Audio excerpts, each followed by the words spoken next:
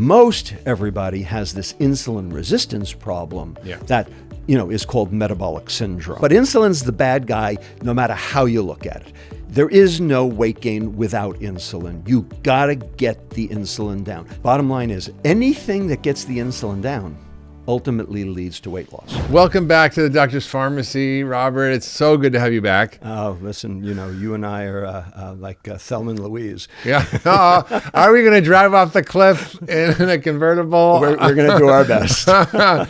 Sometimes you have to sacrifice yourself to get to the truth. But, I think we met first as part of this film called The Fed Up. Right. We're essentially fed up with the food industry making all of our children sick and fat and killing them and needing liver transplants as teenagers and bariatric surgery as teenagers.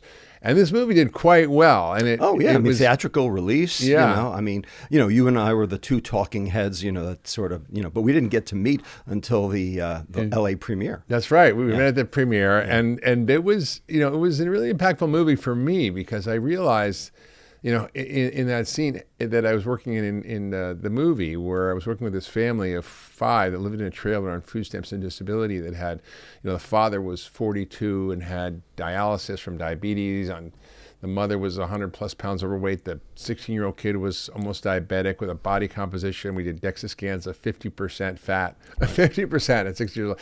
And, they lost 200 pounds in the first year. The father lost 45, was able to get a new kidney. The son lost and ultimately 132 pounds and went to medical school.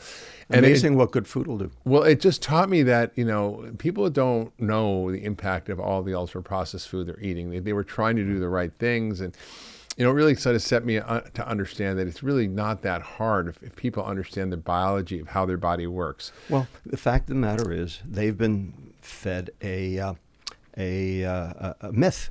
And the myth is that ultra-processed food is food. Yeah. Well, it was interesting because they had all this stuff in their kitchen that they thought was low-fat, diet this, healthy that, and it was all processed junk that had high sugar. Even the Cool Whip, which they thought was a healthy dessert topping, said 0 trans fat on the label, and in the container, if you read the ingredient list, forget the front of the package labeling, which is so misleading. I always say if it has a health claim on the label, it's the opposite. It's dangerous for you, like gluten-free potato chips, right. And it said 0 trans fat, but it was only because it's mostly air.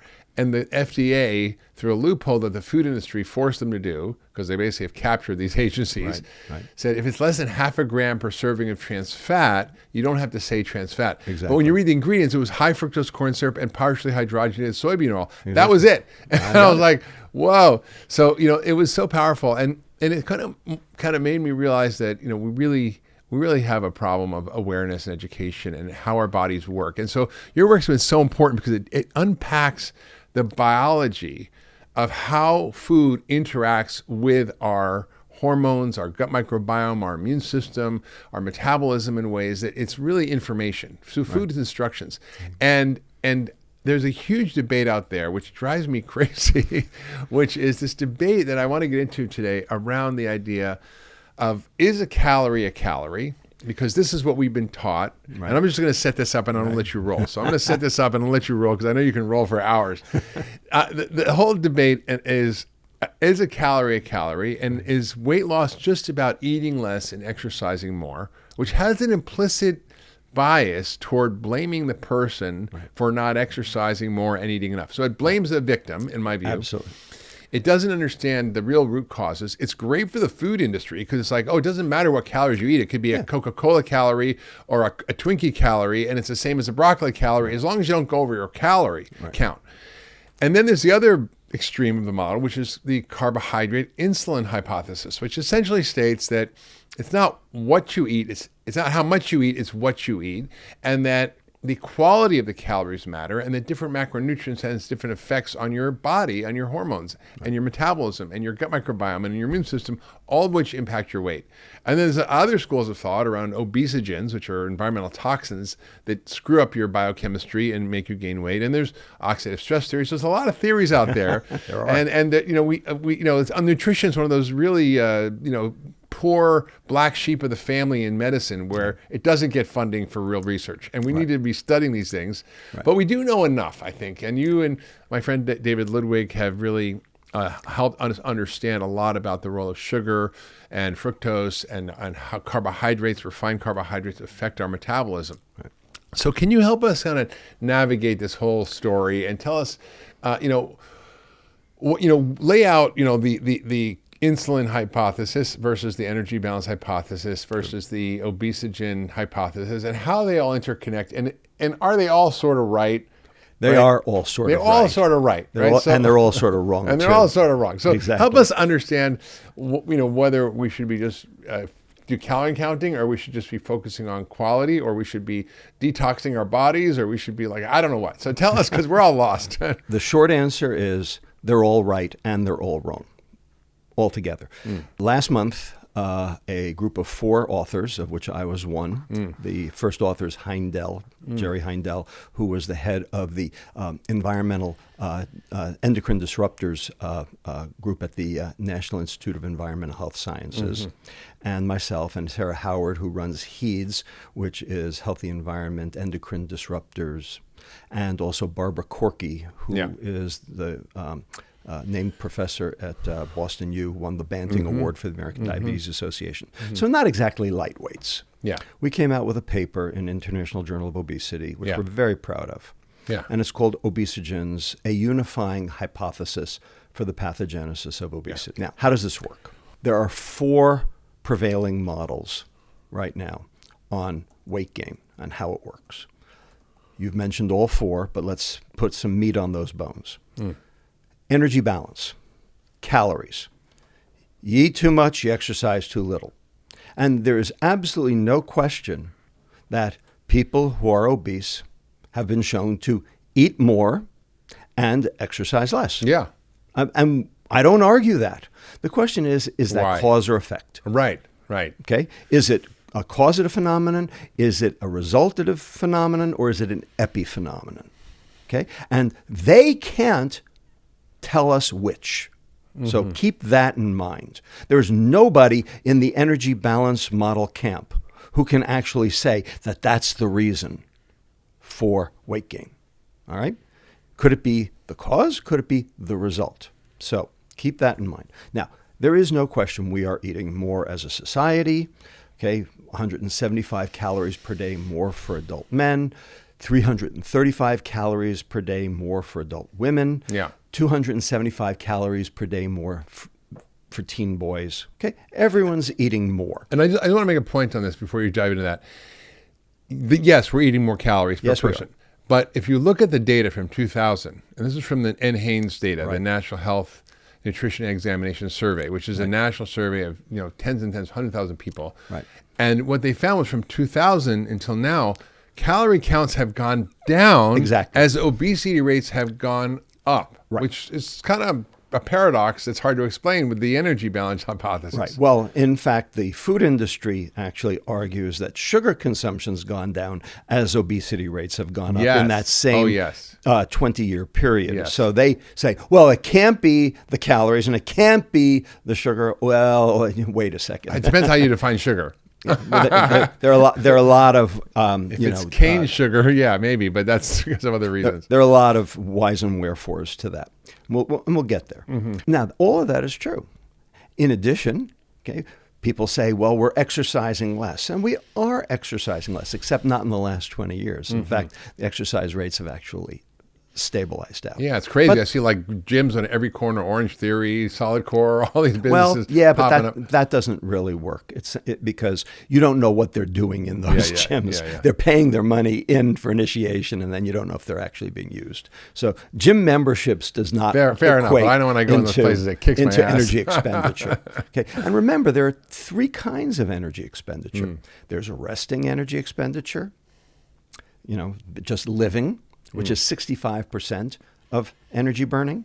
There is the thermic effect of food, which is 10% of energy burning. That is just the metabolism of food itself that, generates heat. Yeah, it takes work to digest your food. To digest food. So energy, yeah. And that gives you body heat. And then finally, there's voluntary energy expenditure, which, runs between 25 and 35% of total energy expenditure. So if energy expenditure is going down, which it's not, but if it was going down, okay, which of those three buckets actually explain it? Well, in fact, none of them do.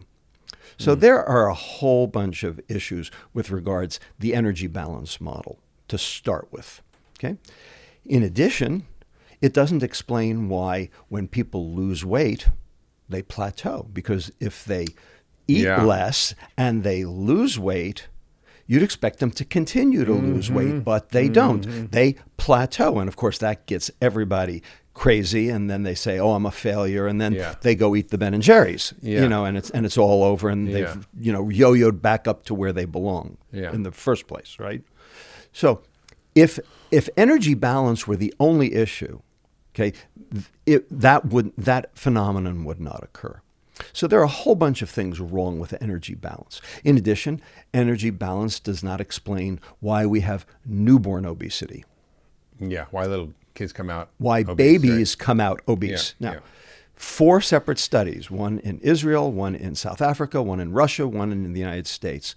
Over the last 25 years, newborns weigh 200 grams more than they did 25 years ago. And when you stick them in DEXA scanners to figure out what the 200 grams is, it's all fat. Almost half a pound is what you're saying. Half a pound of extra fat.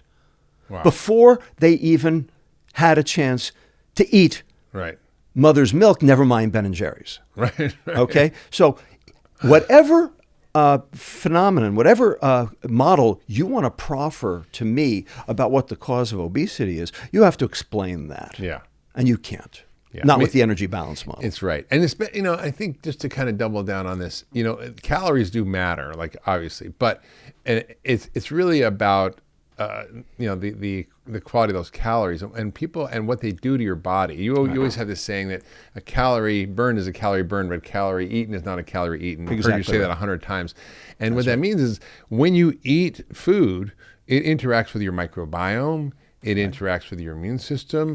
It interacts with your hormones. So it's not the same. And when people say it's all about calories, then I say, well, how do you explain the fact that a type 1 diabetic can eat 10,000 calories a day and lose weight at the same time because they have no insulin? Because they have no insulin. Yeah. And so that's where the second model comes in, the carbohydrate insulin model. Now, I will tell you, until about 3 years ago, I was a proponent of the carbohydrate insulin model because I had done research in it myself. Yeah. So this is a model that has been particularly proffered by David Ludwig, and appropriately so. And I was a Harvard supporter professor. Basically, he does what I do, except at Boston Children's. And he's one of the few people who do randomized clinical trials. Yeah, and absolutely. crossover. He does the most rigorous kind of research, not just population data. But and he does it on humans, and it's a lot of money, but he does it. Prospective clinical trials done with appropriate controls. David's a top-notch scientist. Yeah. I have zero concerns about the accuracy, the quality, or the veracity of his data or of his thinking. He's solid. Yeah, absolutely. Okay, across the board, and he's a friend. Full disclosure. Me too. Yeah, he's a good friend. Yeah. All right. Now, I was a proponent of that model too, and the reason I was a proponent of that model was because I did a similar experiment when I worked at St. Jude Children's Research Hospital in Memphis, Tennessee. So you're probably familiar with this phenomenon called hypothalamic obesity. So these are kids, for the most part, adults too, but mostly kids, who get tumors of the posterior fossa, the hypothalamus mostly. And they require surgery, they require radiation. They end up with hypothalamic damage. And now they can't see their leptin. So leptin is a hormone that your fat cells make that feeds back on the brain and tells your brain, hey, I've eaten enough, I don't need to eat anymore, and I can burn energy at a normal rate because I have enough energy stored in the body. Okay, so it's a servo mechanism, just like the thermostat on your house. Okay, so leptin's basically telling you the heat's high enough. Okay, we don't need any more heat, so you don't have to eat anymore. Okay, well, these kids lost their ability to see their leptin. Yeah. Because those neurons were dead. And so, number one, they ate like crazy. And number two, their energy expenditure was in the sewer. And the catecholamine levels in their urine were zero because their sympathetic nervous system was basically shut down because they're trying to conserve. Because the sympathetic nervous system is what innervates the muscles to work. Yeah. The sympathetic nervous system is what innervates the fat cells to give up their fat. Yeah. Okay. So they can't give up their fat and they can't burn. Yeah. So they're eating like crazy and they're burning like zero. Right. Okay. And so they're gaining weight out of sight, 30 pounds, 40 pounds a year ad infinitum, and there's nothing that anyone could do about it. Yeah, like the governor is off. Like the thing that tells you, oh, I'm full, is just off. Yeah, so the thermostat's broken. Yeah. Right. So I inherited a cadre of about 40 of these kids at St. Jude, okay, who had survived their brain tumors but became massively obese because of the therapy. Yeah. And the parents would scream at me, this is double jeopardy. My kids survived the tumor only to succumb to the therapy. Yeah. And that was, Fair unfair to say the least. Yeah. And it was up to me to do something about it. Now, as a neuroendocrinologist, I did know that there was this literature, okay, about something called the VMH lesioned rat, the ventromedial hypothalamus lesioned rat. So you put an electrode in the hypothalamus, you go bzzz, and those animals become massively obese also. But what was interesting was you could cut the vagus nerve, the nerve that connected the brain to the pancreas, and then they wouldn't. So that's we assumed at that point in time, this was 1995 now, so almost Dark 30 years ago. medicine. Dark ages, yeah. Right. The days of the giants. Remember them? I was there. I graduated medical school in 87. So yeah, I was there. So we assumed that these kids couldn't see their leptin, so their brains thought they were starving. So their sympathetic nervous system was in the sewer, and their vagus nerve was telling their pancreas to release more insulin in order to drive whatever they did eat into fat, to raise the leptin, but they still couldn't see it because the body thought it was starving. Because the body thought it was starving. And even though there was plenty of food, without leptin saying stop, the body's like, I'm hungry, so let's store fat. Let's get everything stored because I don't know when I'm going to get my next meal. Exactly. And insulin is that fat storage hormone. And right. So exactly. Right. So insulin was the business end of the equation. So I'm not a neurosurgeon. I can't cut a vagus nerve. But could I do something similar? Yeah. So we gave them a drug that suppressed beta cell insulin release. So that drug is called octreotide. Yeah. It happens to be used usually for acromegaly, for growth hormone secreting tumors. But we repurposed it because it also suppresses pancreatic insulin release because there are somatostatin receptors on the pancreas, on the beta cell. And we gave these patients octreotide, and lo and behold, they lost weight. But something even more remarkable occurred. They started exercising spontaneously. Yeah.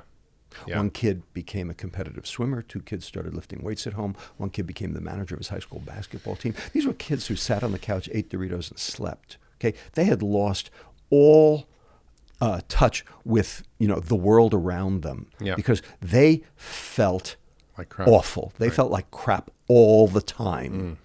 And all of a sudden, they woke up. And the parents would, like within a week, they would say, before there was any weight loss, they say, I've got my kid back. Right? And the kids were active, and they were saying, my head, this is the first time my head hasn't been in the clouds since the tumor. So what did that teach you? So we did a double-blind placebo-controlled trial, proved it again. Then what we did was we did a study in adults. taking the drug and in blocking the effect of insulin. Right. So then we asked the question, are there adults without brain tumors who might manifest the same problem? That is leptin resistance, not being able to see their leptin, high insulin release, driving their weight gain and driving their sloth. And by the way, with leptin resistance, just like insulin resistance, you see high levels of leptin in the blood, so you can measure it. Oh yeah, super high. because their fat was so large that their leptins were in the stratosphere. Yeah, and the company I co-founded, Function Health, where people can ask for their labs, their basic lab panel includes leptin, insulin, and adiponectin. 3 things you need to know that are really important for understanding insulin and carbohydrate metabolism. Without question. Yeah. Explain that to the American Diabetes Association. I know. So we said, are there adults who might have the same pathophysiology? That is, leptin resistance, insulin release driving their weight gain. And if we gave them octreotide, would they lose weight? And sure enough, they did. Not every patient, only 20% of the total. 8 out of 44. But what was interesting about the 8 was that their insulin response to glucose was markedly different from the patients who did not respond. Yeah. Number one. Meaning they had higher levels of insulin, they had higher spiking levels after eating sugar. Right. Yeah. And what we did in that study was we measured resting energy expenditure with a metabolic cart. Yeah. Before and 6 months. Your basic metabolic rate, your basal metabolic rate. And what we saw was that the patients who lost the weight, the responders, who had the high insulin response, their energy expenditure did not go down, even though they lost weight. You'd expect it to go down because once you lose weight, you conserve. Yeah. Their energy expenditure went up. Really? Because we got the insulin down. Down, yeah. So there is a subset Yeah. of patients with obesity that are just like these kids. Yeah. And so insulin is a linchpin in driving weight gain in everyone, but not everybody has this insulin release problem that the kids did. Most everybody has this insulin resistance problem that is called metabolic syndrome. To some degree or another. Right. Some degree or other. And what is But it? insulin's the bad guy no matter how you look at it. There is no weight gain without insulin. You got to get the insulin down. And so once I learned this, I changed my clinic practice completely. Yeah. And instead of being a weight loss program, it was an insulin reduction program. Yes. Get the insulin down any way you can. And I have been trying to promulgate this as a modality, as a model for other obesity programs. And only my former fellows do it that way. It's been we've been doing remarkable. this in Ultra Wellness Center for just crazy. 25 years. Yeah. So absolutely, I just want to sort of highlight this point because just to go back to this diabetes, type 1 diabetes, if you have no insulin, like a type 1 diabetic, you can eat 10,000 calories and you'll lose weight. Absolutely. Right? But if you eat very little and you have high insulin, you're going to store all that fat. Exactly. And I had a patient once that just was one of those teaching patients. You know how you think you learn medical school and you learn shit? No, it's actually the patients that teach you. Of course. And this patient, she looked like an apple. She had big round belly. I was convinced she was going to have a high blood sugar, high A1C. She was going to be having diabetes. Checked her blood sugar, it was perfect. So I said, let's do a glucose tolerance test, but measure insulin also. Right. Fasting and after 1 hour and 2 hours. Right. Her blood sugar never changed. Like it was at 90 and then it went to like 110 and then 105 at 2 hours. It was like perfect blood sugar. Right. You never would have thought she had any issues. Right. And that's what doctors do, but they don't measure insulin. Insulin, right. Her insulin fasting was like, I think 50 and it went up to 200 or 300. 200 or 300? 200 or 300. My kids went up to 1,200. Oh, yeah, I never saw that. Yeah. Well, you're a pediatric endocrinologist. You're a pediatric endocrinologist. You see the worst of the worst. But I was like, oh, wow, okay, insulin is the problem here for her. She's spiking so much insulin she can't lose weight, and she's storing all around her belly. Bottom line is, anything that gets the insulin down ultimately leads to weight loss. And there are different ways to be able to do that. Obviously, caloric restriction will get insulin down. Carbohydrate restriction will get insulin down. Mm-hmm. The ketogenic diet, which is the extreme of carbohydrate restriction, will get insulin down. Metformin will get insulin down. And all of those are clear, having lots of fiber. High fiber diet will get insulin down. Thank you. Exactly right. All of these are modalities that basically impact insulin response, the insulin kinetics. And so there is absolutely no doubt that insulin is the linchpin in weight gain. So the carbohydrate insulin model that David, helped promulgate and which I subscribed to because of the work I had done, I was in that camp until about 2 to 3 years ago. Ah, okay. Interesting. When I learned a little more. Yeah. Okay, that's why you do me. CME. The thing about everything is that we polarize everything, and there's truth in everything. Like, it's not one thing. And in functional medicine, we understand the network effect in biology. It's basically an ecosystem, a set of biological networks that all interplay with each other, and there are many variables that can create the same outcome, right? Agreed. So the bottom line is, if you think it's a nutritional issue, you'll stick with nutrition. If you think it's an endocrinologic issue, you'll stick with the endocrinology. If you think it's a GI issue, you'll stick with the GI. We have siloed medicine so severely. The fact is, this is a systems biology issue. Yeah, exactly. I mean, you can do a fecal transplant and make someone less insulin resistant by changing their microbiome. Exactly. Right? So if you just do a poop transplant, you can lose weight and improve your diabetes. Well, how does that make sense, even not changing your diet? It's because there's so many variables, right? Well, and because there are so many different nodes, because energy is so integral to survival of the species that there's redundancy built into the system. That's right. You don't make energy, you're dead in a couple minutes. That's what cyanide about does. 4, right. Exactly. All right. And why? Because it affects the mitochondria. So we're going to go back to the mitochondria again. That's your little energy factory, right? Because that's our systems biology, 101 for today is the mitochondria. You're going to hear this a lot, people. All right. So about 3 years ago, Jerry Heindel put together a meeting on environmental obesogens. Now, I've done some of this work as well because I worked along with my colleagues at UC Berkeley on a study called the Chamacos study, which is the children and mothers of the Salinas Valley. Farm workers. I know about this. I wrote about it in my book. And these kids, these were the offspring of mothers who were exposed to high doses of pesticides through their pregnancy. And so they measured the pesticides in the pregnant mother's urine, and then watched the outcome of the babies as they grew up. So, we looked at several different phenomena. We looked at growth. We looked at reproductive capacity. We looked at neurologic IQ. I mean, there were 41 function. million IQ points lost in that cohort. That was just striking to me. And of course, we looked at puberty. We looked at obesity. Okay, and so we know that pregnant mothers' DDE levels, which is a metabolite of DDT, which hasn't been around since 1972. But it's still everywhere. It's a forever chemical, predicted obesity in their 5-year-olds. So this clearly means that there's something going on even before birth, like, for instance, those newborn obese kids we just talked about. So trying to understand how obesogens, that is, environmental factors that can lead to weight gain, what might be the reason for that? Well, we wrote 3 papers back in 2022 about this, 44 authors. I was lead author on one of the 3 papers. And there are a lot of different ways that you can make a fat cell. Okay? Estrogen will make a fat cell. Androgen will make a fat cell. PPAR gamma will make a fat cell. The aryl hydrocarbon receptor will make a fat cell. Make a fat cell bigger or make a new fat cell? Both. Different ones at different times. And there are windows of critical periods. So the question is, does the energy balance model explain this? No. Does the carbohydrate insulin model explain this? No. Okay. So clearly, we needed some more. And so the question is, what ties all of this together? In walks Barbara Corky, who has done a lot of this work.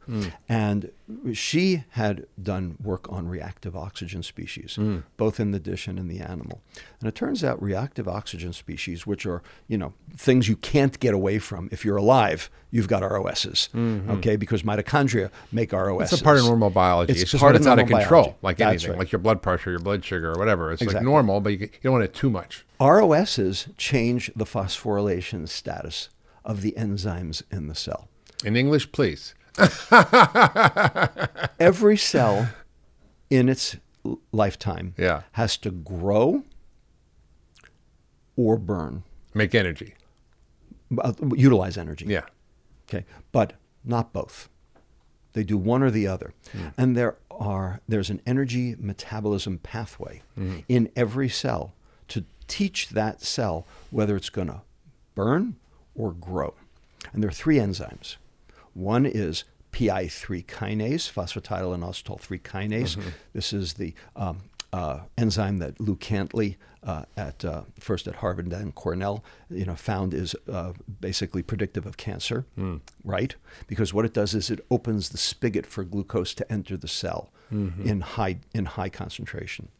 The second one is AMP kinase. That is the fuel gauge on the liver cell, on pretty much every cell. And that's regulated by metformin, which is a drug we use for diabetes. Yeah, exactly. And so what it does is it tells the cell to make more mitochondria because the cell energy is low. Energy. It's energy. When energy is low, that goes up. I call that one of the longevity switches. It's part of our hallmarks of aging. Yeah, correct.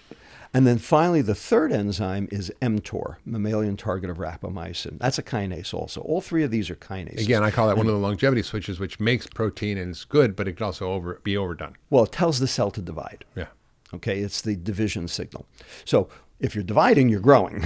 Okay, but if you're burning, you're not growing. Yeah. Okay, you're doing one or the other. No cell does both at the same time. Okay, so there is two pathways. And the switches are these three enzymes. Well, these three enzymes are kinases, which means their phosphorylation status dictates whether they're on or off. That's just a chemical reaction that kind of regulates whether they're working or not working, right? That's right. And guess what makes that phosphorylation occur? Reactive oxygen species. So we started looking with Barbara at the question of whether or not all of the things that we know cause weight gain, whether it be inflammatory things like, for instance, air pollution has been associated with weight gain, or environmental obesogens like phthalates or BPA and parabens. Yeah. Whether they generate all the petrochemical things that are everywhere, from pesticides to plastics and everything in between. And whether they cause reactive oxygen species to drive the weight gain. And Bruce Blumberg at UC Irvine has shown that tributyl tin is a great model for this because not only does it cause reactive oxygen species, but it changes the genome, the epigenome, I should say, okay, so that it carries forward for at least 4 generations because of reactive oxygen species. So. And then we looked at the diet. Yeah. And sure enough, everything in our Western diet generates more reactive oxygen species. Now, just the inflammatory processed food in general. Exactly. Not necessarily containing toxins, but just pulverized science food projects. As soon as you generate more ROSs than you can quench, and antioxidants are the quencher. Yeah, so ROS is a reactive oxygen. It's basically like rusting. So we talk about it as like when you get wrinkles in your face, your car rust. Or that's cataracts. Cataracts. That's going on in your body inside, not just outside. And that's normal, but if you have too much of it, it causes damage to your cells. Faster. You die faster. Yeah. Basically, it is the aging reaction sped up. Yeah. Okay? And it turns out ultra-processed food does all of that. And so the question is, can we use this paradigm of reactive oxygen species generation and lack of quenching as the model for being able to actually do something about obesity? Yeah, 100%. And we are now in the process of designing the study, to do that. Yeah. So it's interesting, Robert, in 2007, I wrote an article. It was titled Systems Biology, Toxins, Obesity, and Functional Medicine. And I literally wrote, and that was like almost 20 years ago, writing about my observations that there were certain patients that were struggling with weight that weren't because of what they were eating or not exercising. There was something else. I had one woman, she was a fitness trainer. She ate perfectly and she couldn't lose the 40 pounds that were hanging on her body.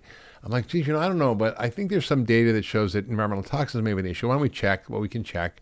We checked heavy metal and she had high mercury. Right. And we got the mercury out of her system. We detoxified her. She lost 40 pounds like that. And her blood pressure probably came down to normal. And I started looking at the data, and there was data on how environmental toxins are interfering with every cellular process, including metabolism, and drive insulin resistance, and also affect thyroid. One of the interesting things is people lose weight. You mentioned the plateau. Well, when you lose weight, where are the toxins stored? They're stored in your fat tissue.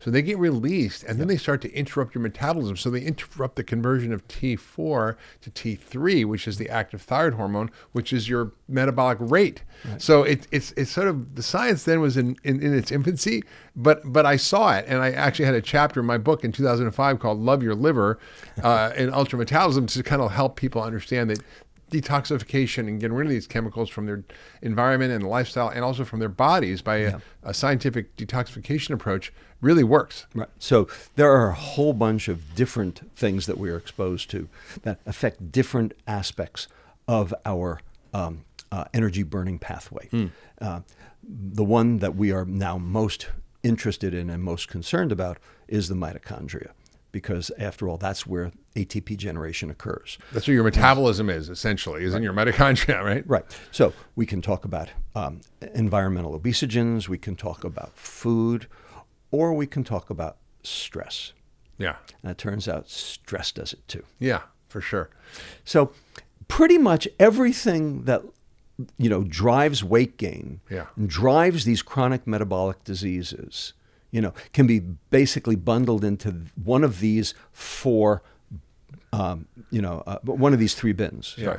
Sorry. The food, the environmental exposures, or the stress. And I would say none of this has anything to do with genetics. Right. And I would say that, the calorie quality and the amount matter. So it's not like it's an either or. You need to pay attention to. Well, yeah, of course. Because calorie amount means more ROSs. Yeah. So it's not that. And actually, I noticed this one second. I just interrupt because I'm just thinking of all these things. But I had this meal in Martha's Vineyard once in the summer with a friend, and we ordered from this like organic, regenerative thing. We ordered like so much food, and it was so delicious. And both of us are, basically fit, healthy guys who have no metabolic issues, and we ate an enormous amount of food, of healthy food, and we had our continuous glucose monitors on, and we call each other at 10 o'clock, and I'm like, hey, Michael, what is going on? Your blood sugar high? Yeah, my blood sugar's high. So it was like my blood sugar went to like 150, because it was the amount of food also had this effect. Well, of course. I mean, there's no question you can overwhelm your body's ability to handle or to clear glucose. And so that brings us to the question of, should we be monitoring glucose, this phenomenon, glucose and insulin? Yeah. So I believe that insulin is the bad guy. I wish that we had a method for monitoring continuous insulin monitoring. When are we getting that? I've been asking that for 20 years. 5 years. 5 years? 5 years. Serious? 5 like years. in patch? 5 years. Or that's going to be a game changer. Coming. Because glucose is sort of fine, but it's the last thing to go up. It's coming. Yeah. Okay? Everybody's interested and everybody knows that's where the action's going to be. But we don't have insulin right now. But we do have glucose. But you can measure your blood test for insulin. Yeah, fasting, and you can also do postprandial insulins if you know how, and if your doctor actually understands what they're doing, and if you can find a lab that will actually stick you at, for glucose and insulin, and send all of them. Yeah. For the most part, the insurance company won't pay for it, but it's not that expensive. And I do it. I've been doing it for 25 years, so you can get it done easily. I did oral glucose tolerance tests with simultaneous insulin levels on all of my obese patients. Yeah. That's how I, came to the realization insulin was the bad guy. Yeah, me too. Right. Exactly right. So, when is the rest of medicine going to wake up? When we have the continuous insulin monitor, that's when. Yes. But it's coming. It's just not here yet. Point is, we can use glucose as a proxy for insulin. Yeah. Now, glucose is bad by itself because high glucose leads to endothelial dysfunction. It changes the cells inside your arteries. It's one of the reasons for high blood pressure. It's one of the reasons, and also generates uric acid, which also increases blood pressure. And, there's neuropathy, nephropathy, retinopathy, all, small vessel disease related to, severe fluctuations in glucose. So glucose is a bad guy in the story, but there are two worse guys in the story. Yeah. One of them is insulin. Yeah. And the other one is fructose, which is not measured in the serum glucose. No, you don't measure. It's a different phenomenon. You can measure like Q1 global A1C. We used to measure fructosamine. Well, you can, but fructosamine is a measure of glucose. It's not a measure of fructose. Okay. I wish it were true. I would be measuring it on everybody, but it's not true. Okay. I wish it were so. Yeah. Anyway, bottom line is there are other things to know other than glucose. Yeah. Glucose is, in my estimation, about 10% of the equation on metabolic health. Okay? Interesting. But that's a 10% we have now.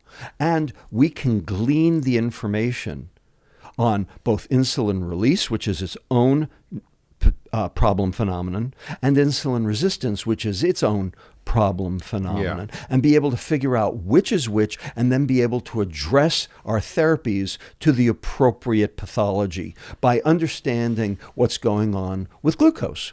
So I am for continuous glucose monitoring, even in non-diabetics. And of course, that's one reason why both you and I, full disclosure, are advisors to a company called Levels Health.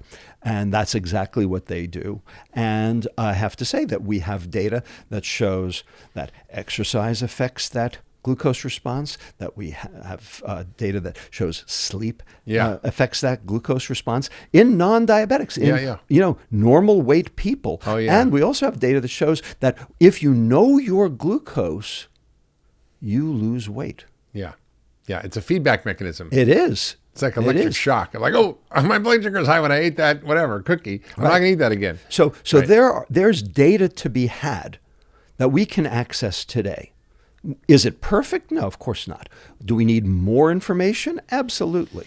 But, to ignore this possibility, I think, is, not serving our patients properly. I will tell you, I recently, just within the last week, had dinner with two of my former trainees, and they didn't know a thing about this. I mean, they're pediatric endocrinologists. And they didn't know a thing about this. Tell me about my daughter's third-year medical student. My Rachel, learning about insulin resistance? Not really. so there is this big hole. About nutrition? Nope. No, not medical school. There's a big hole in medical education. Okay, and the reason, I think, is because, what we learn in medical school, and we've talked about this, is there's a pill for that. Well, there is no pill for this. That's what we've learned. There is no pill for chronic metabolic disease. Well, Ozempic? No. Okay. let me just unpack what you said, because it's so important. I want to make sure people got all the things we talked about. So there's basically 3 to 4 hypotheses that are needed to explain all the facts. So science is designed to try to explain the facts that are observed. However, a lot of times in science we misinterpret the facts and we create meaning in ways that actually aren't true. For example, I'm reading this book called Rethinking Diabetes by our friend Gary Taubes. It's this fascinating history of diabetes. And he talks about how in the early days with type 1 diabetics, you had to give them a high-fat keto diet or they would die. So Elliot Joslin knew this. Right. Glucose is of no use to the body. That's a direct quote from Elliot Joslin before he knew what insulin was. 1893. Right. He said this, right. And Fred Allen, who took over for Joslin in 1919, published a treatise. Basically saying the way to treat type 1 diabetics was a 70% fat, 8% carbohydrate diet. So they said that, but then what happened was years later when they started getting insulin, they saw that all these people were dying of premature heart disease and atherosclerosis. So they made the observation that the fat in the arteries was happening in these patients, and they hypothesized based on that set of facts that it was the high-fat diet that they ate when they were younger that caused clogged arteries. They just misinterpreted those facts. So why I brought that up is we have to agree that we have a whole set of facts that don't meet all the theories. So we need multiple theories to actually understand it. So is the energy hypothesis wrong? Not completely. Is the carbohydrate insulin model wrong? No, it's actually mostly right, but this doesn't explain everything. Is the obesogen model the entire story? No, not exactly, because like stress plays a role. For example, stress, I found out when I was researching one of my books that your vagus nerve and your sympathetic nervous system innervates every one of your fat cells. That's right. So when you're stressed, it literally sends a nerve signal to your fat cells to say, stop burning calories. So these are the 4 things we talked about that all play a role and have to be encountered. And you have to personalize the approach to each person. It's not like, oh, this is going to work for this person, that is going to work for that person. There is no one size fits all. So to that point, and I'm glad you brought that up, people think that the sympathetic nervous system results in lipolysis because you exercise, that's burning burn fat, right? And that is true in the acute situation. In the acute situation, you release norepinephrine from your sympathetic nervous system. The norepinephrine via the intermediolateral cell column and the peripheral sympathetic nerves go to each fat cell, bind to the beta-3 adrenergic receptor, activate hormone-sensitive lipase, ultimately leads to dissolution of the triacylglycerol into free fatty acids and glycerol, which then circulate back in the bloodstream to the liver, which then turns them into ketones for the rest of the body to use. That's lipolysis, and that's what acute sympathetic nervous system activation via exercise does. Acute. And by the way, everybody should know that insulin blocks lipolysis. So basically, insulin prevents the fat breakdown. So as long as your insulin's high, it's hard to lose weight. Yeah, that's exactly right. Insulin blocks your ability to be able to lose weight. That's why getting insulin down is job one. Yeah. For just that reason. Exactly right. Now, here's the problem with that. Yeah. Chronic activation of the sympathetic nervous system does the opposite. Now, how come? So, every sympathetic neuron in your body, whether it's in your spinal cord or in your brain, doesn't matter, releases norepinephrine, but also releases a neuropeptide called neuropeptide Y. NPY. They are co-released. It turns out NPY binds to its receptor. In the case of the fat cell, it's the Y2 receptor. And what it does is it shuts off that hormone-sensitive lipase. So the lack of insulin and the sympathetic nervous system, now instead of generating lipolysis, you are actually generating lipogenesis. You mean you build fat instead of burn fat? Yes. Yeah. Exactly. And so chronic stress, because I'm sorry, I'm the you know, like how Obama had his anger translator. I'm the Robert Lustig translator. Absolutely. The point is, chronic stress does the opposite. And we all know that chronic stress is the bad guy in the story. Acute stress is, for the most part, adaptive. Yeah.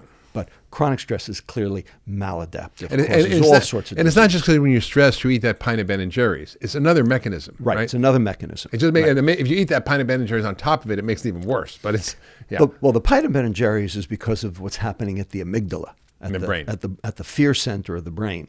Okay, because dopamine is one of the ways to basically placate that amygdala, at least short term, and so that's, what stress eating's about.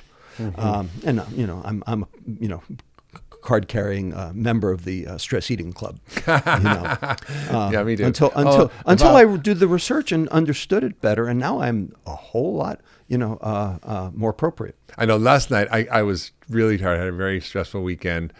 And I flew from New York to LA, and I was really... You look pretty good. No, I was really tired, and I went shopping, and I was really hungry. I went shopping at Erewhon, and literally this voice in my head was, buy the ice cream, buy the ice cream, buy the ice cream. And I literally had to override that, because I knew if I brought it home, I would eat the whole thing. Of course. Right? But I was able to manage. My higher self kind of kicked in and told that guy to shut the F up. And I was able to sort of manage the store. It was very tough, but I got out of the store safe and didn't bring it home. But I would have eaten it, even though I know everything I know. I've written 19 books about this. It's not something you can willfully control. Right. So the bottom line is, we have to, number one, get the insulin down. And number two, we have to get the amygdala working properly. Those are our two most important things. Now, how do you get the insulin down? Well, number one, don't let it go up. Well, but can I just interrupt for a second? Because you're basically laying out these different hypotheses, but I hear you going back to insulin. Are you Always sort of leaning insulin. More towards the carbohydrate insulin hypothesis? Well, I'm leaning more to the ROS hypothesis. So the question is, what does ROSs do to your beta cell? Turns out it makes more insulin release. ROSs in the beta cell actually generate a bigger insulin response. So basically, oxidative stress from anything, environmental toxins, sugar, ultra-processed food, our microbiome being messed up, chronic stress, all these variables have to be looked at. So it's not just obesity is not an Ozempic deficiency, is it? No, and we'll talk about that in a minute. That's right. The point is everybody who's got metabolic disease, which is 93% of America, has a problem with one or more of the 5 things you just mentioned. That's staggering, Robert. 93% of Americans have some degree of this problem, even though 75% are overweight. So you don't have to be overweight to have this problem. You can be what we call skinny fat, or metabolically obese, normal weight, or TOFI, thin on the outside, fat on the inside. And what we know is that those patients have liver fat. Yeah. So just because you don't have subcutaneous fat doesn't mean you don't have liver fat. Yeah. So just because you're healthy doesn't mean you're well, and just because you're fat doesn't mean you're sick. Yes. Okay. The overlap is huge. Yeah. All right. So this is a problem for everybody. And so the question is, what do you do about it? Yeah. How do you figure it out? Are you at risk? Yeah. Does your doctor know it? Will they help you? Yeah. And if not, how are you going to figure it out for yourself? Well, that's what you and I are doing this friggin' podcast for. Yes. Is to try to help people understand that. Yeah. Exactly right. Yeah. Okay. Point is, insulin is one of the drivers. Promote metabolism, get insulin down. The other one is suppress inflammation, because inflammation drives insulin resistance. From anything, an infection. Right. Viruses have been linked to obesity, right? Absolutely. Adenovirus 36 for one, right. and others too, but mostly AD36. Point is, inflammation drives ROSs, because inflammation drives NADPH oxidase at the level of the liver, driving those ROSs. That's what NADPH oxidase makes, is ROSs. Okay? Now, that's part of your mitochondrial processing of the food you eat and oxygen you breathe, and it sort of has these little pathways, and when it goes kind of awry, it's like going down the wrong pinball thing, and it doesn't go where you want it to go. Exactly. And ends up causing more damage. Exactly right. ROSs have to be quenched. Now, the quenching occurs in the peroxisome, and that's where the antioxidants live. So in the liver, it's glutathione or maybe vitamin E. In other cells, it might be, other SOD, catalase, glutathione peroxidase. These are all antioxidants that your body makes, and they're so powerful, and often they're overwhelmed, and often we don't support their function with the right nutrients. Right, exactly. So, for instance, glutathione needs methionine. Well, methionine is the second rarest amino acid after tryptophan. That's the rarest. And you need tryptophan in order to be able to turn that amygdala off. All right? But methionine is necessary to be able to make S-adenylyl methionine, which then contributes the methyl group for glutathione. Well, if you're methionine deficient, you got a problem. Yeah. And glutathione is like the King Kong of antioxidants, essentially. Exactly. Yeah. Your body makes it. My colleague Jackie Marr at San Francisco General studies the methionine choline deficient rat, the MCD rat. Poor rat. Okay, Poor rat. Not the McDonald's rat, but it might as well be. Okay, this is the fastest way to fatty liver disease there is. And the reason is because without methionine, you can't generate glutathione, so you're going to get NAFLD, non-alcoholic fatty liver disease. And also choline. Choline makes phosphatidylcholine, which is part of ApoB, which helps export the fat out of the liver so it can go to the adipocyte instead. Yeah. So without choline, you can't get the fat out of the liver. Yeah. So you make too much and you can't clear it. And so these animals have fatty liver like crazy. Okay? Like about almost 100 million Americans. Point is, methionine and choline are things that you don't find much in processed food. No. Where are they found? Well, they're found in real food. I mean, methionine is found in, basically good protein. When I say good protein, fish, poultry, eggs. Okay. Meat? Sure, red meat, absolutely. And also you need iron for this too. Yeah. And choline is where? And choline is in red meat as well. Eggs. Eggs. Sardines. Yes. Which I have a can of sardines here with me now for lunch. The problem with choline is that choline can be acted on by the intestinal microbiome to form trimethylamine. TMAO. And then that gets oxidized. Stanley Hayes in the Cleveland Clinic, where you, by the way, are working as well. With Michael Roizen in their wellness program. So even though sometimes things are good, sometimes too much of a good thing is not so good. And so we have this problem in nutrition also, is that we have inverted U-shaped curves for certain things like choline. Yeah. Choline used to be called vitamin B4. So it's essential. It's essential, right? It's essential. So these are the things that are wrong that we have to fix. And you're saying you were going about inflammation, diet. right? You're going inflammation is driving this. So where inflammation is coming from, if it's coming from stress, if it's coming from toxins, coming from sugar, coming from microbiome. It's coming from our diet. That's where it's coming from. So if you have an autoimmune disease, it's coming from your immune system.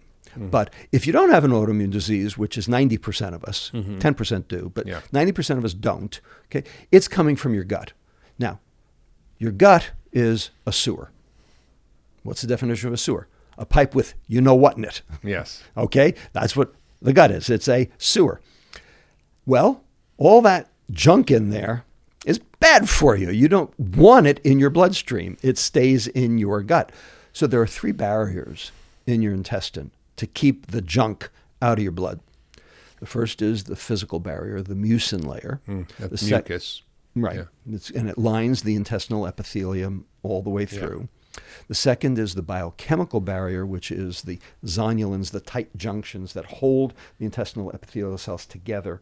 Like Lego blocks stuck together. Yes, kind of sort of like Lego blocks. And when they become dysfunctional, then they get permeable, and that leads to what we call leaky gut. Yeah.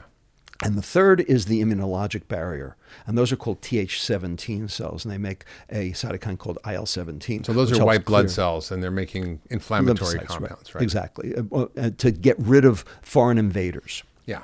Okay.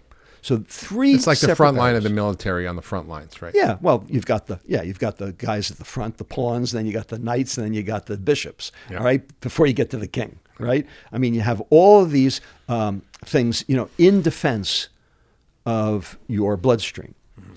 The point is all 3 of those are failing today because of ultra-processed food. Yeah. The mucin layer, because of the lack of fiber. The microbiome will actually chew up the mucin layer for its own purposes because it otherwise is starving. Fiber is the food for your microbiome. Yeah. Fiber is the food for your bacteria. Fiber is the nutrient you don't absorb because it's not for you, it's for your bacteria. But our food is fiberless on purpose because you can't freeze fiber. Exactly. So the food industry took it out. Yeah. Well, we got to put it back in, and that's what this what is that? You got that packet. So, full disclosure, I am the chief medical officer and co-founder of a fiber company, and it's called Biolumin, and the product is called Munch Munch, and we just released it end of November. It's doing very well. And what's in it? What is in it? These are microcellulose sponges, 7 microns in diameter, so the size of a red blood cell, so it flows like a powder. It's colorless, odorless, tasteless, textureless, because your tongue can't tell 6 microns. Yeah. It's got to be 12 microns or greater for your tongue to be able to discern that it's there. So it can go into bean dip, it can go into chocolate, it can go into ice cream, smoothies, yogurt, anything that's non-aqueous. Not water. You can put it in water and then drink it right away. Drink it right away, right. If you leave it, it'll swell. It turns like gel, and you can put a spoon in and stand straight up, right? Right. We don't want to do that because then no one will drink it. Yeah. You swallow it Yeah. in the food or otherwise. Yeah. In the stomach, it'll start expanding. It expands 70-fold over its original size. Incredible. So that'll give you a feeling of fullness, which helps. And when it expands, it really exhibits the nooks and the crannies in the sponge, right? Like the kitchen sponge, has the holes in it. Yeah. Impregnated in all of those are a set of proprietary hydrogels, soluble fiber, which sequester, absorb, soak up glucose, fructose, sucrose, simple starches. Even fat too. No, not fat. Not fat? Not fat. It doesn't limit like cholesterol? Because a lot of the fibers will like Metamucil, will reduce cholesterol absorption. Yeah, but this one won't. Interesting. So that's one of the geniuses of this, is it only works on carbohydrate. Interesting. Because you don't want to absorb fat. Because if you absorb fat, number one, you get bad GI side effects. That's what happens. If you want xenocalorie, you don't want to prevent the absorption of fat. Right, exactly. With orlistat and that fat blocker that everybody was having disaster pants with, right? Right. So this is basically what's in regular food. And everything that's in this packet is food. Yeah. All the components are food. They're food grade. We get them on Amazon. Yeah. We just assemble them in a specific proprietary So you take it way. Before you eat, essentially. You take it with you, with the food. meal. I just came back from Tanzania, and I met with the honey hunters, the Hadza, which are this incredible tribe, the last hunter-gatherer tribe. Right. And they hunt and they gather, and 20% of their diet is honey. Right. Honey. Yeah. And the other part of their diet is an enormous amount of fiber. They eat 150 grams of fiber a day. We literally dug a root out of the bottom of a tree. It was kind of a wild yam. That's right. And they eat that. And so, we all ate about 100 to 150 grams of fiber per person a day. Now we eat about 8 or less. Right. And it's destroying our microbiome. It's making us metabolically unhealthy. And it's hard to get that much unless you're eating unless you're a Hazda. Yeah, unless you're a Hazda, or you're like eating tons of fiber all the time, and it's hard. And I think the data is really clear on other studies too, like from Metamucil and weight, even things like polyglycoplex from glucomannan helps, and there's some of that in there. Right. So the concept is right. I mean, so this is both insoluble fiber, cellulose, and soluble fiber, these hydrogels. Okay, and so it's unusual because it's a combination of both. So it's going to do a couple things. Tell us the things that it does. So it number has one, multiple actions in terms of its effects. 6 separate effects. So the first thing is it gives you a feeling of fullness. Second, it absorbs carbohydrate and especially simple sugars in the duodenum, preventing their ability to cross into the bloodstream. Thus, you reduce the glucose response, you reduce the insulin response. We just said that's the most important thing. So slow absorption of sugar into your blood, and it prevents this glucose spike and the insulin spike that makes you gain weight. Correct. In addition, it moves the food through the intestine faster, because fiber, is a laxative. Transit time, we call it. Transit time decreases. That means that you get your satiety signal sooner because it's at the end of the intestine, the peptide YY signal at the end, in the ileum, at the end of the intestine. In addition... So what you just said there was you feel full, the satiety signal, right, which is PYY and others that get released in the lower part of the intestine, get activated from the fiber. So that makes you actually shut your brain down from wanting food. Correct, which, by the way, is what GLP-1 does. Yeah. Okay, and we'll get to that. Number 4, it feeds the microbiome, so it increases microbial diversity, which is, a way to prevent inflammation. Yeah, and there's like bugs that are good bugs in your gut and bad bugs. And when you eat processed food, you grow bad bugs. When you eat fiber, you grow good bugs. Exactly. Okay. And the good bugs are anti-inflammatory and the bad bugs are inflammatory. So it doesn't matter what you eat. If you have inflammatory bugs, you get something called metabolic endotoxemia, which means your inflammation from your bugs causes insulin resistance independent of your diet. And do you know what does that? Sugar. Because sugar nitrates those tight junctions and makes them non-functional, and so transiently increases leaky gut. Yeah, and gluten. And gluten. And gluten. And all the food additives, the emulsifiers, which destroy the lining of the gut. Yeah, that's destroying that mucus layer. That's right. Number 5, the soluble fiber acts as food for the colonic bacteria generating short-chain fatty acids, which have been shown to be anti-inflammatory, anti-Alzheimer's. Anti-cancer. Yeah. And finally, the insoluble fiber helps clear cancer cells from, sloughing from the colon. So basically, I think there's one more. What's the one more? Well, you secrete extra toxins from your liver into your bile and goes in your gut, and so you have environmental toxins that get pushed out as well faster. Sure, so you got 7 there. Yeah, 7. 7 is a lucky number. All right. We haven't studied that one yet, but that's actually very true. The point is, what this does is it recapitulates the effect of the fiber that was in the food to start with before the food industry got to it. But it doesn't mean you can take that and eat ultra-processed food. You want to still eat healthy food, right? Well, ultimately, the question is, can you have your cake and eat it too? And that, by the way, that was just an article in The Guardian 3 days ago with that title.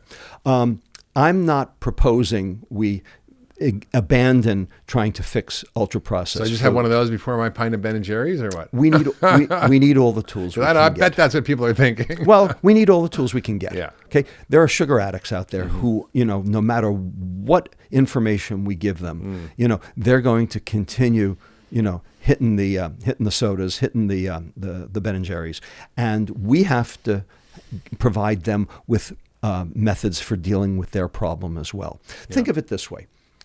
Okay, you got a heroin addict. Okay, why is heroin bad? Because it's addictive. Because it's addictive. Well, caffeine's addictive, but there's a Starbucks on every street corner. True. So why is heroin such a problem? Because during the withdrawal phase, you go steal a car. That's why. All right. So what did society do? We came up with this thing called methadone. And methadone basically is an oral opioid, which basically takes the edge off the peaks and the valleys. Think of this as methadone for your sugar. That's incredible. Addiction. How do you like that? I like that. I mean, okay? I would rather not eat sugar. It doesn't fix the problem, but it helps mitigate the But it's also not risk. addictive. Methadone is addictive. So not quite methadone. But I think, I just want to bring this up because there's a lot of criticisms about this whole food addiction theory. Yeah. And there are a lot of people who are pushing back and saying it's not a problem, that it's really just people's gluttony, and that it's not really a biological phenomenon. It doesn't meet the criteria. Actually, it does meet the criteria. But if you look at, I mean, listen, Kelly Brownell has created the whole Yale food addiction score. Right. It's a validated Ashley metric. Gearhart has done enormous work. Nicole Avena has demonstrated sugar addiction in animals and now in humans. And I just met with her. We just did the Commonwealth Club last week. Yeah. We're going to meet in New York next week as well. There's a food addiction symposium in London in May. And there's different degrees of it. Like there's different degrees. But there was a really interesting meta-analysis of systematic review of 281 studies from 36 countries, and they found that overall the prevalence of food addiction, according to the Yale Food Addiction Score, which is a validated metric, was 14% in adults and 12% in kids, and 14% of the population is alcohol addicted. So it's like the same as alcoholism, and without tobacco is about 18%. So let's use alcohol as the template for this. Okay. Let's take the American population.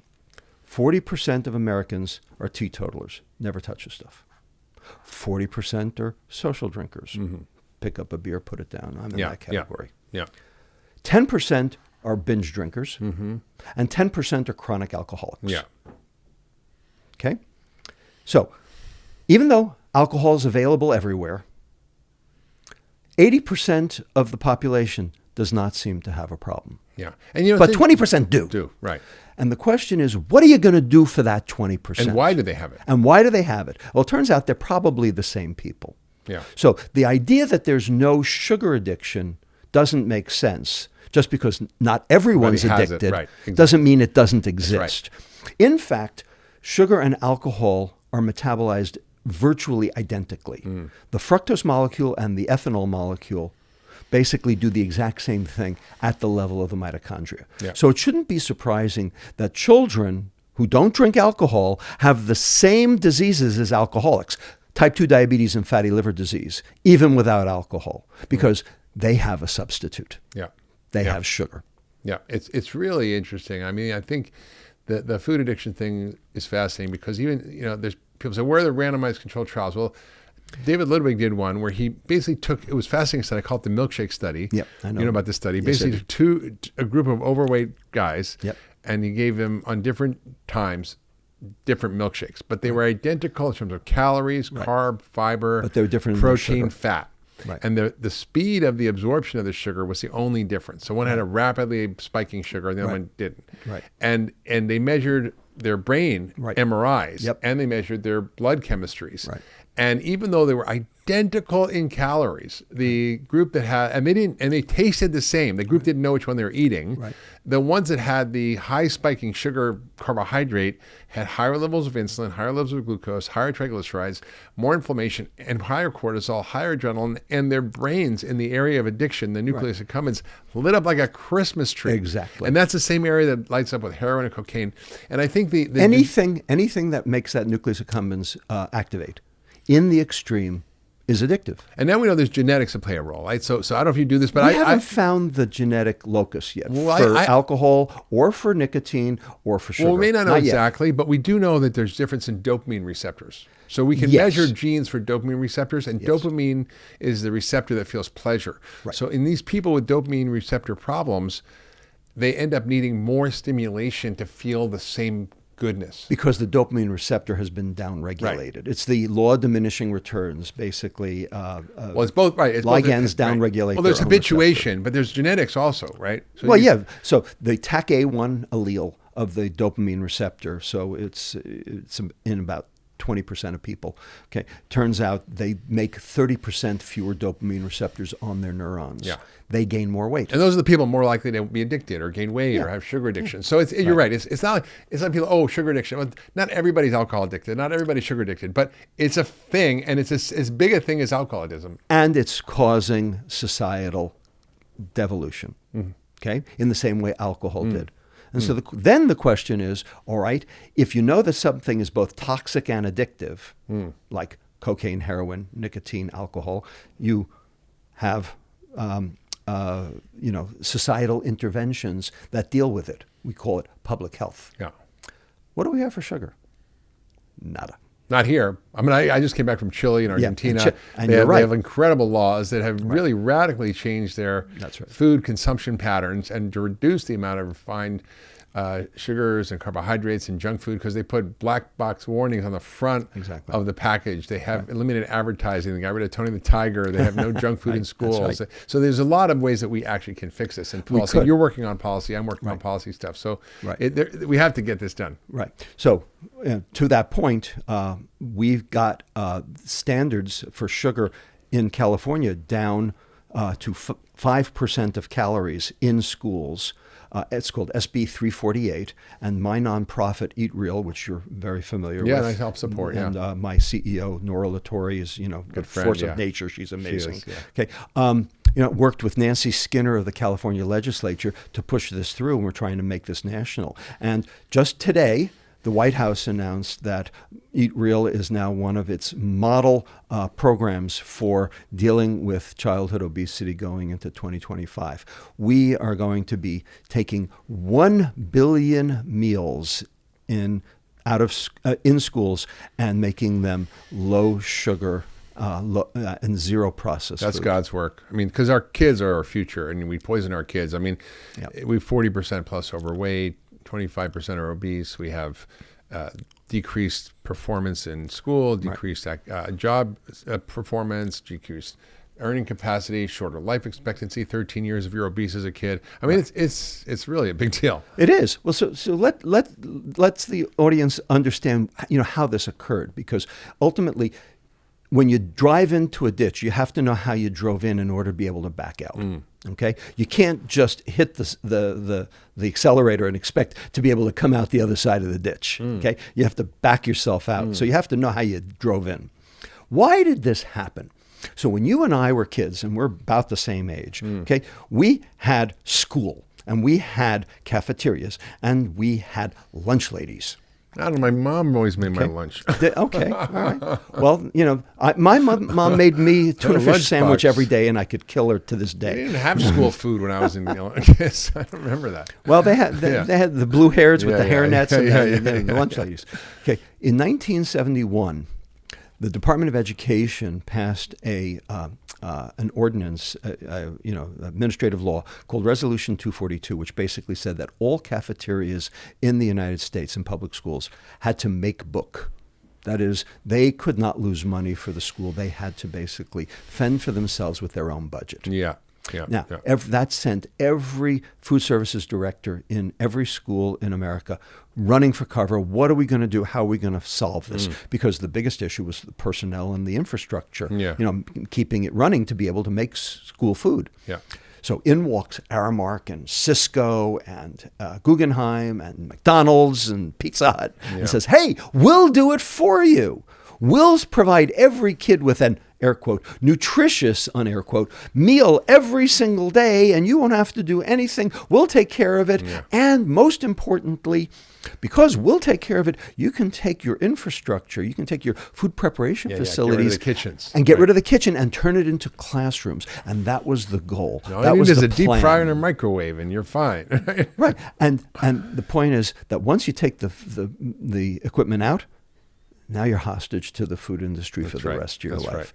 And 1971, you can track when grades in elementary school started. And the reverse is true. I don't know if you know about my friend Jill Shaw, who created a program called My Way Cafe in Boston, where she basically paid for, so philanthropists paid for the reinstitution of a kitchen in a school.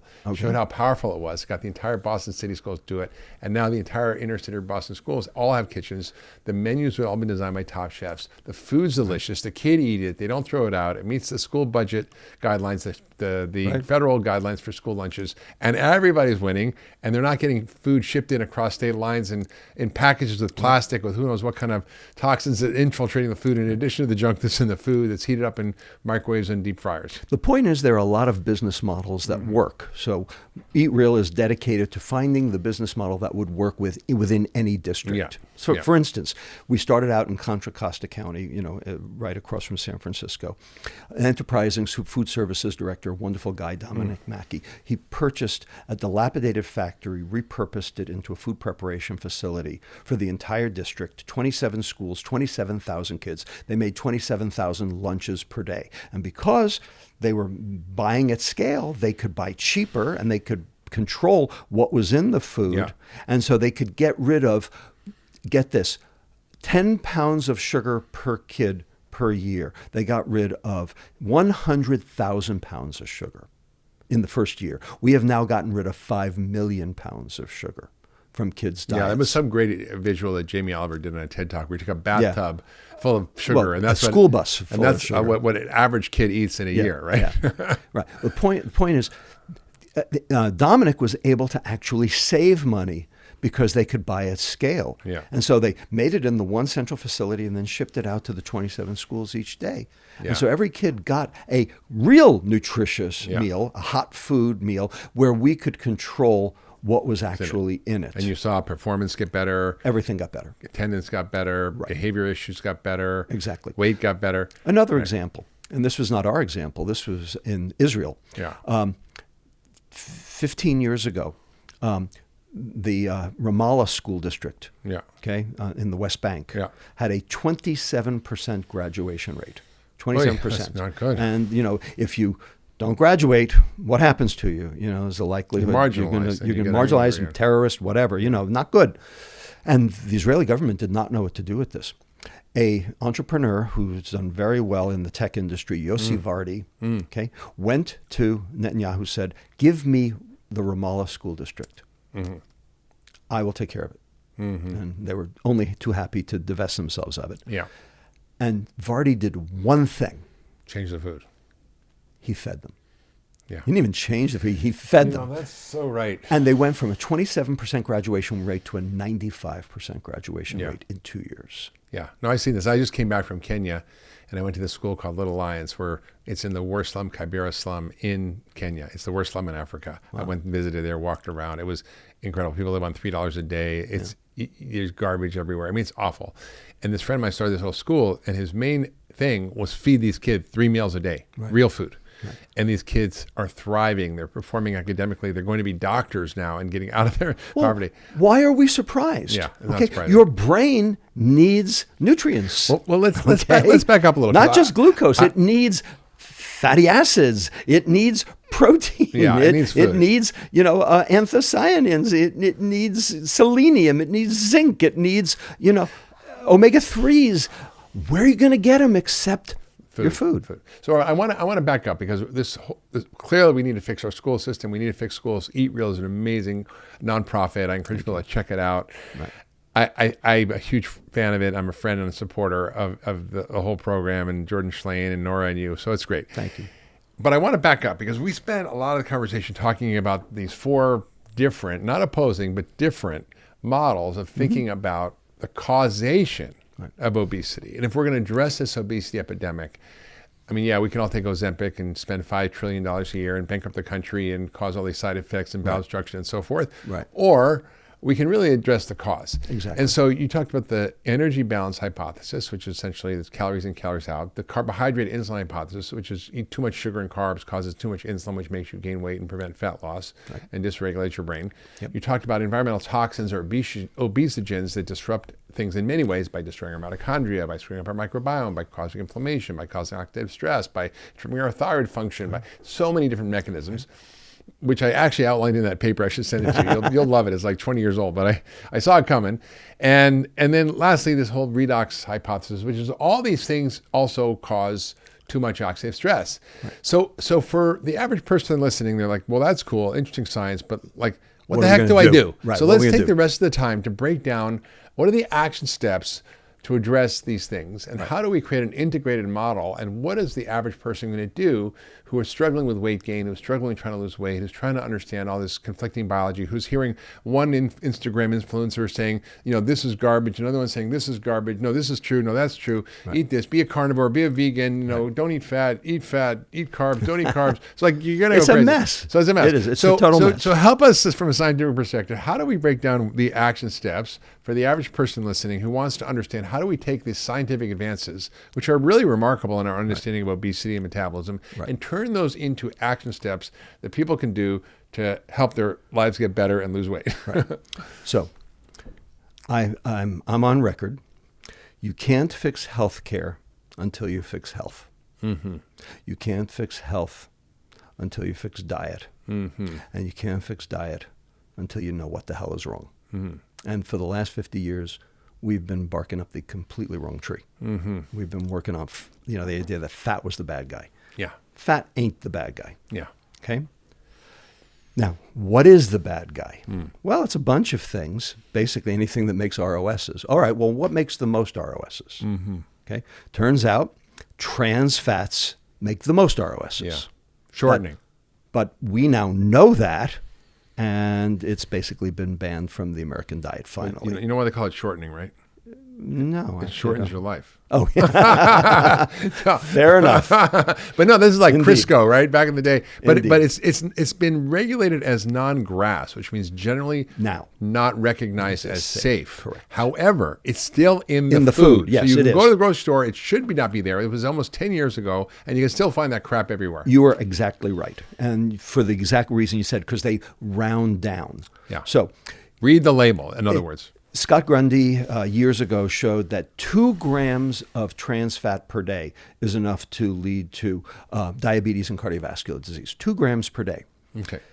If a serving of ultra-processed food in America has 0.49 grams. Less than 0.5. Less than 0.5. Okay, they can say it's zero. Zero, right. Because of rounding down. Yeah. So if you consume 4 servings of whatever that is, Which is not hard. Okay, you have achieved your 2 grams. That is all still a problem. Mm-hmm. So you are absolutely right. We have actually not completely solved the problem. Okay, of so trans fats are bad. Next is okay. So the question is what to do about all of these issues. So anything that causes a reactive oxygen species is a bad guy. So there's a lot of things. Well, what's the next thing? Fructose. Fructose causes the Maillard reaction, the glycation reaction, the browning reaction 7 times Crispy faster chicken than skin. glucose. Creme brulee. Bananas. Yeah. Anything that browns. Yeah. Okay. Barbecue sauce on the grill. Okay. And that's an oxidative stress reaction. And generates 100 times the reactive oxygen species. It creates ages, right? We call it advanced glycation end products. Otherwise, right. And so you. It can happen. It can happen in your cell, or you can eat it. Mm-hmm. So dietary ages. Yeah. Okay. So basically, if you take a can of sweetened condensed milk and you put it in a pressure cooker for an hour, you get pudding. Okay. It went from white to brown. Okay. That's the Maillard reaction. Okay. It occurs in the food. Yeah. The point is, the sugar is what drives those advanced glycation. But it's not just products. fructause, right? Any kind of sugar will cause glucose glycation. will do it, but fructose does it 7 times faster and generates 100 times the ROSs because of the stereochemistry of the molecule. So fructose is particularly egregious. Yes, glucose does it too, but fructose does it way more. Galactose much less. So lactose is not a big problem. People think dairy is a problem. It's not a problem. Okay. So don't quit your breast milk? Don't quit your breast milk. Don't quit the breast milk. No. And we can talk about neonatal nutrition maybe on another podcast. But the bottom line is the amount of sugar in our diet is a mess. Yeah. The third thing is the inflammation, because that's generating the ROSs. And it's the emulsifiers, because the emulsifiers are leading to that leaky gut. So name some. Carboxymethylcellulose, polysorbate 80, carrageenan. By the way, which food has the most carrageenan? Your almond milk. Ice cream. Ice cream. Oh. Ice cream. And who introduced carrageenan to ice cream? This is a quiz. I don't know. The Eskimos, it's seaweed. Margaret Thatcher. Margaret Thatcher? Margaret Thatcher. She liked her ice cream thicker? She was an ice cream chemist before she was an MP. What? That's a good little trivia. Yeah. Okay, so there's other ones, xanthan gum, guar gum, all these thickeners that you see in even health foods. Well, the thickeners don't necessarily mean they're emulsifiers. They, emulsifiers very specifically hold fat and water together. Yeah. So the thickeners are yet another issue.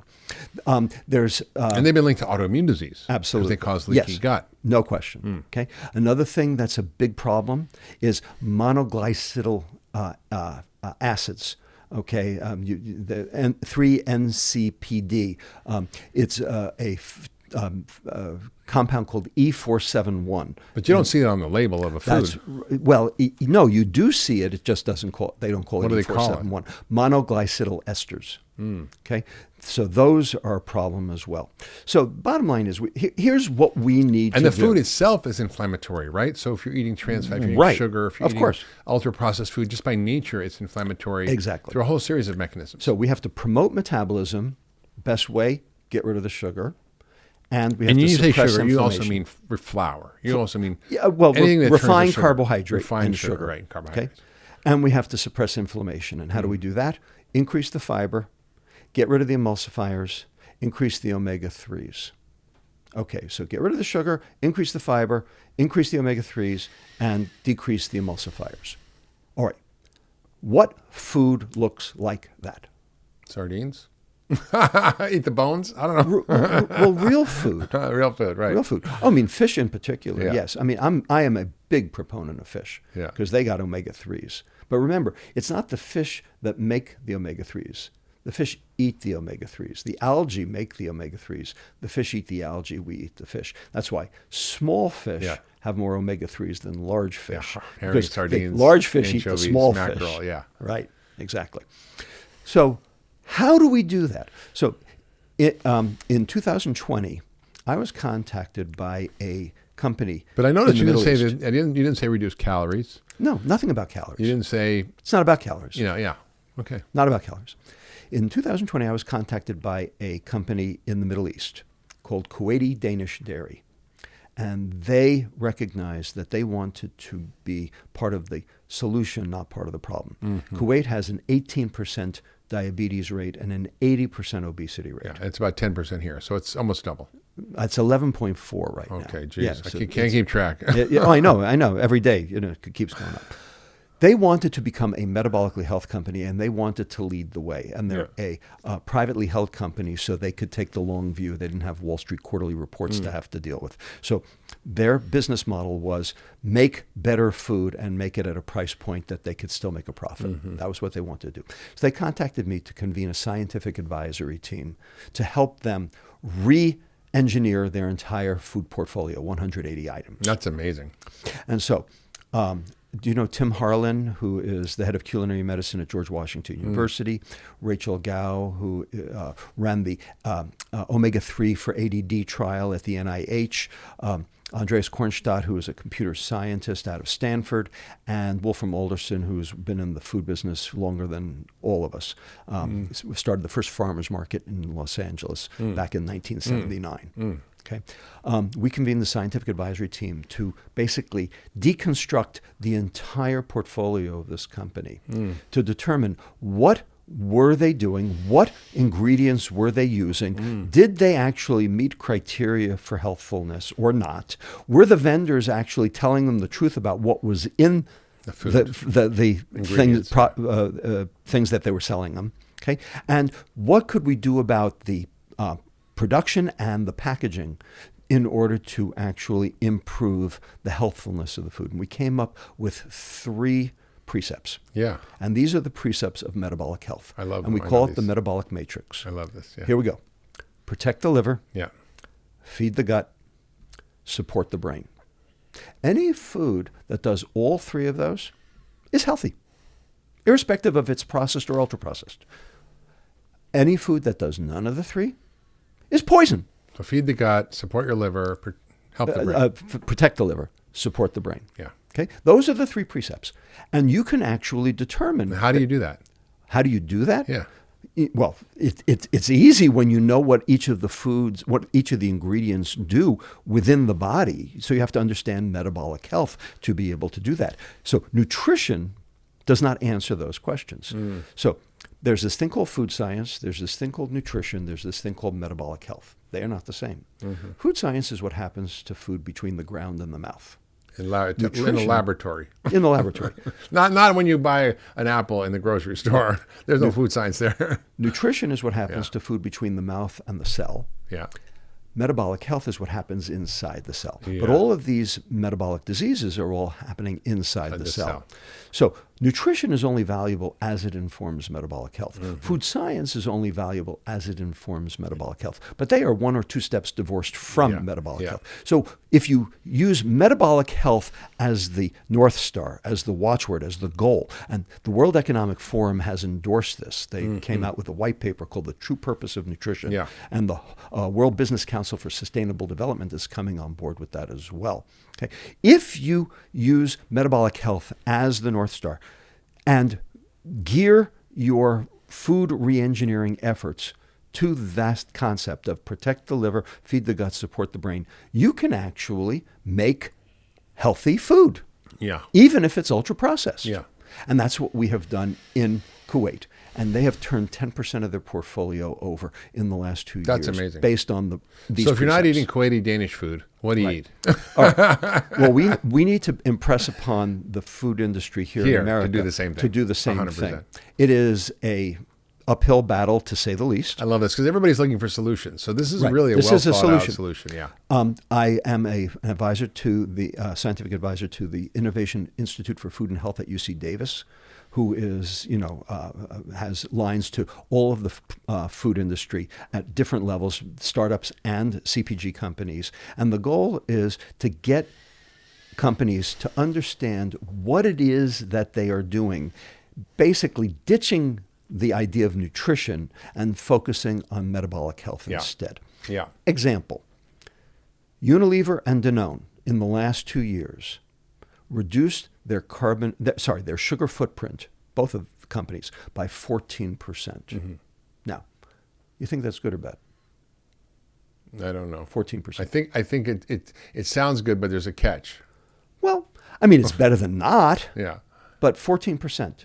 When you are, when you use triple your limit, Right. Well, in the food, going down by 14% doesn't quite get you there. Yeah, it's like when they said they're going to take 6 trillion calories out of the food supply by making Oreo cookies 90 calories instead of 100 calories. Exactly. It's BS. Exactly BS. That's exactly right. And they did that in 2014, and it was a piece of crap then, and it's a piece of crap now. Exactly. Tell us how you right. really feel, Robert. Yeah, I will. How about that? So the point is 14% sounds good. It actually got Emmanuel Faber fired at Danone because of it.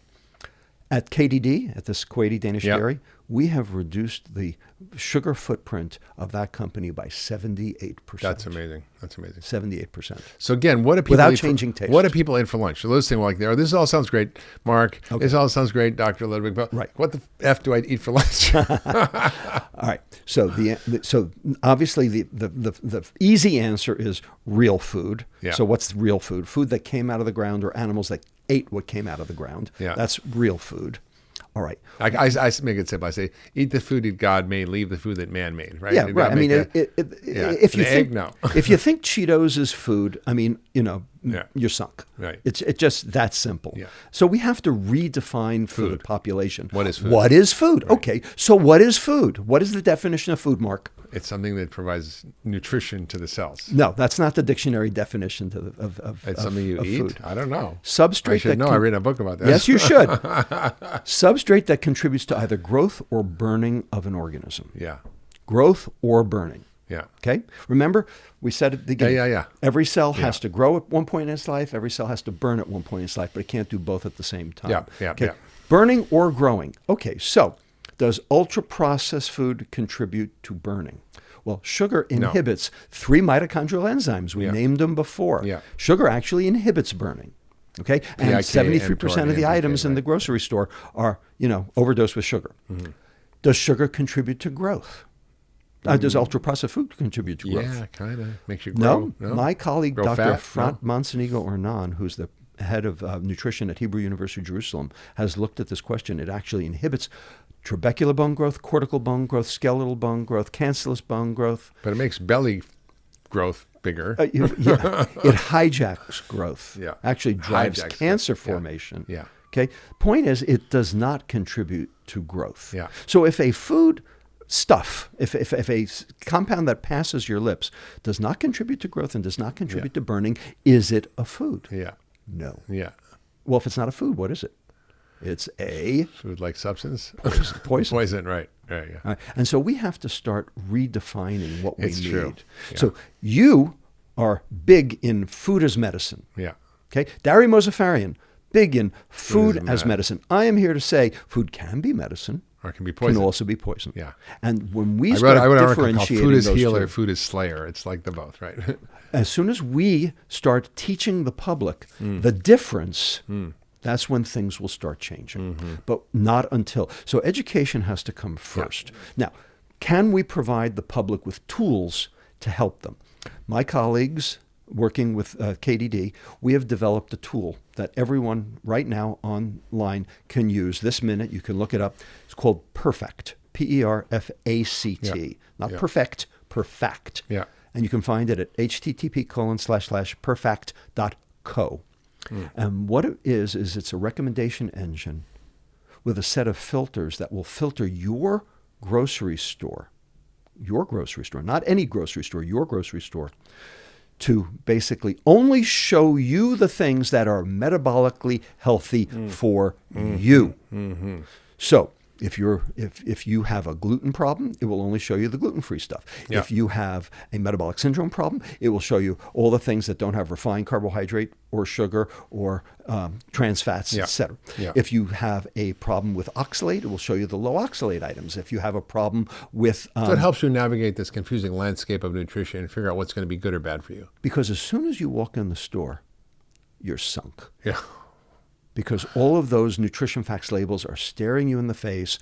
There are 40,000 items. What are you going to do? Read 40,000 nutrition facts labels? Even if you go to Whole Foods, it's still a it's disaster impossible. zone. It's right? still impossible.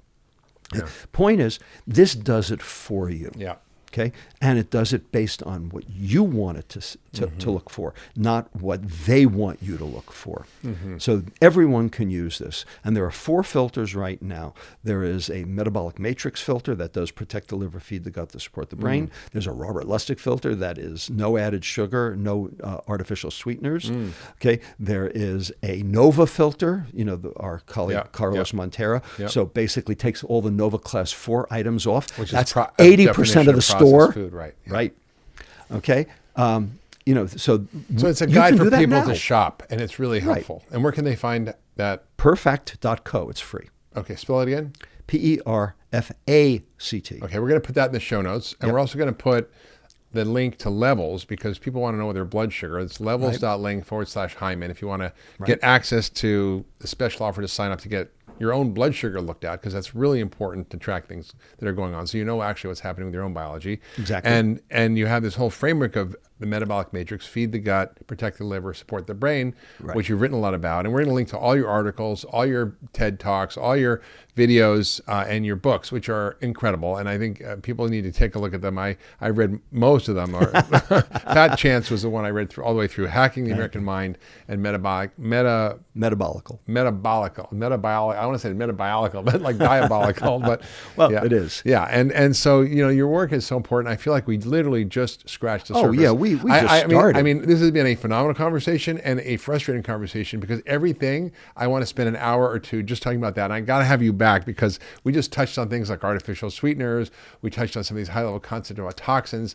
But I think just to summarize for people as we close, obesity is complex. Weight is complex. It's not one theory. It's understanding the full matrix of the science and all the data and trying to help understand where the data actually supports one idea or another. And it's understanding how these all fit together. So the energy balance hypothesis, calories do matter, but maybe not in the way we think. Carbohydrate, insulin is a real thing, but it's more complicated. That's right. The gut microbiome plays a role. Absolutely. Environmental toxins play a role. redox plays a role. Right. And I think all these things are really, really important in understanding how we deal with our weight and our metabolism. And so the science now is better than ever before. And what we're trying to do, what you do, what I do, is trying to get this out there to people, to help them understand this, to talk about it. You slept all the way down here from San Francisco because you want to talk to me, and I'm grateful for that. Not a bit. And I think fine. I think we're going to have to do this again, Robert, because I'm just up the road. You know, it's only 400 miles. So thank you for your work. Thank you for being the advocate across policy, science, business. And you could be playing golf right now, but you're not. You're actually doing the right thing and helping us all understand this complexity. And I think anybody who kind of tries to reduce any of us, me, you, any of who are talking about this to some simple soundbite, it's just unfortunate, because we really have such a deep understanding of the biology from our clinical work, from our scientific work, from our understanding of all the literature.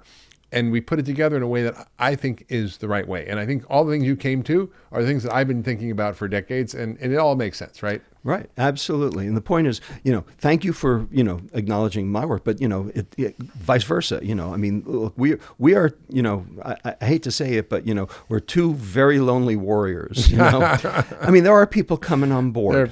There are a few. But I got to tell you, I have been very, very disappointed in the standard medical architecture. Yeah, well, only 28% of medical schools even have a nutrition curriculum. I wonder if it's because AMA gets $192 million from food industry and pharma. Exactly. And 80% of the medical curriculum is underwritten by big pharma. Yeah. They don't want to know this. Yeah. They don't want to know there's this thing called prevention. No. They don't want to know there's this thing called public health. Yeah. They want the pill. Well, they want the procedure. And I would say, because that's where the money is. And I would say prevention is so important. But I would also say what we're talking about is treatment. It actually can reverse these conditions. It's not like you're in one-way street. And so That's people right. should check out the Perfact. They should check out Biolumin, which you're part of, which helps create this fiber that you're talking about. Right. Where can they find that? They can find it at monch.shop. Spell that. So monch.shop. .shop. Okay, That's where great. they can We'll purchase put all it. that in the show notes. Yep. We'll put all your work. Thank you for coming. Let's do this again soon, because I'm like, I told you we got to hang out. I feel like I'm on a marathon and I'm at 100-yard line, and I still have another 26 plus miles to go with you to unpack all this stuff. So thanks again for being here and coming all the way down and being on the pleasure, podcast. Mark. All right. If you loved that last video, you're going to love the next one. Check it out here.